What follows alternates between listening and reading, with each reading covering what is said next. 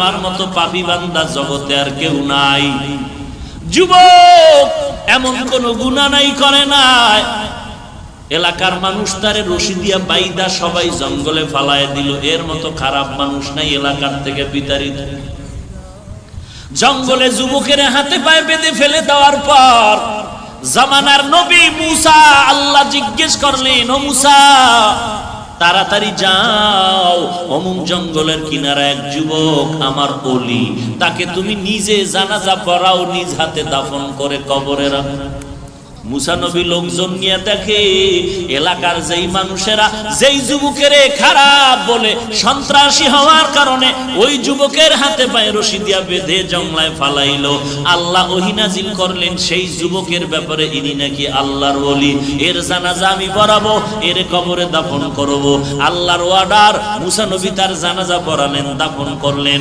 আল্লাহর কাছে পরে জানতে চাইলেন, আল্লাহ এলাকার সবাই বাইদা ফালায় দিলাম, রশি দিয়া বাঁধলাম, এরপরে কারণে সবার থেকে বড় খারাপ সন্ত্রাসী তুমি বললা এই যুবক নাকি ওলিয়ে কামেল, কারণটা কি? আল্লাহ কয়, ও মুসা তুমি কি জানো না তোমার রব আল্লাহর নাম আছে আর একটা গফফার? তুমি কি জানো না আমার নাম রহমান? তুমি কি জানো না আমি আল্লাহর এক নাম রহিম? তুমি কি জানো না আমি আল্লাহর একটা নাম সত্তার? এলাকার সবাই যুবকের বেঁধে জঙ্গলের মধ্যে যখন ফালায় গেল, ওই যুবক অসহায়ের মতো এমন কান্নার আওয়াজ, আমি আল্লাহর দিকে মনোনিবেশ হয়ে বলেন, আল্লাহ আমার মা নাই, বাবাও নাই, আমার মা দরজা বন্ধ করে আমারে তাড়ায় দিল, আমার বাবায় তাড়ায় দিল। দুনিয়াতে একজনে কেউ যদি ধমক দেয়, সন্তান মা বাবার কাছে গিয়ে আশ্রয় নেয়, বাবায় ধমক দিলে মায়ের কাছে আশ্রয় নেয়, মা ধমক দিলে বাবার কাছে গিয়ে আশ্রয় নেয়। আজ আমার কপাল এত খারাপ, এলাকাবাসীও তাড়ায় দিল, মা বাবাও তাড়ায় দিল, আশ্রয়ের কোনো দরজা নাই। তবে আল্লাহ আমি ওলামায়ে কেরামদের বয়ানে শুনেছি ফাঁকে ফাঁকে, ও আল্লাহ তোমার নাকি গফফার নামের একটা দরজা আছে, তোমার নাকি রহমান নামের একটা দরওয়াজা আছে রে আল্লাহ। আমার জীবনে এমন কোন গুনাহ নাই যে গুনাহ আমি করি নাই রে আল্লাহ। আমার হাতের দিয়ে তাকায় দেখি গুনার কারণে আমার হাতগুলো নাপাক হয়ে গেছে, আমার জবানের দিয়ে তাকায় দেখি গুনার কারণে আমার জবানটা নাপাক, গুনাহের কারণে আমার চোখ দুটো নাপাক, আমার গুনাহ করার কারণে আমার অন্তরটা নাপাক, গুনাহের কারণে আমার পা দুটো নাপাক। আমার গুনার খবর আমার মা বাবা কেউ জানে না, আল্লাহ তুমি জানো।